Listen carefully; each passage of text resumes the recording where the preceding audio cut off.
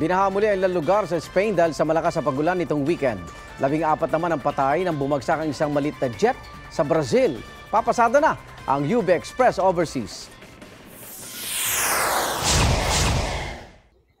Wasak ang harapang bahagi ng maliit na jet na yan matapos nitong bumagsak sa Amazonas sa Brazil. Ayon sa state governor, 14 ang nasawi at karamihan sa kanila, mga turista. Base sa investigasyon, nagkamali sa rutang dinaanan ng jet habang ito'y palapag kaya ito bumagsak. Iniimbestigahan na rin ng Accident Investigation and Prevention Center ng Brazilian Air Force ang sanhi ng pagbagsak ng jet.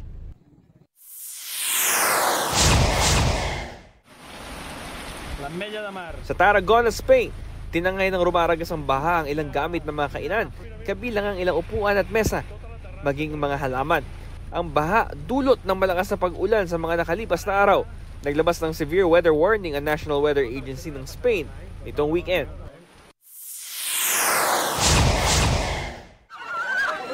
Nagsimula na ang selebrasyon para sa pinakasikat na taunang beer festival sa mundo, ang Oktoberfest sa Munich, Germany. Nag-kick off ito sa traditional run at pagtap o pagbukas ng unang beer keg. Nagsa ito ng mga turista mula sa iba't ibang bahagi ng mundo. Umaabot sa 6 na milyong bisita ang nakikisaya roon kada taon. Sa costume parade naman, mahigit 7,000 ang lumahok suot ng kanilang traditional na pananamit o Bavarian costumes. Ito na ang 188 Munich Oktoberfest at tatagal ang kasiyahan hanggang October 3. Nagsimula ang Oktoberfest sa karera ng mga kabayo noong 1810 na para sa pagdiriwang ng kasal ng Bavarian Crown Prince. Ito ang unang balita, Bam Alegre para sa GMA Integrated News.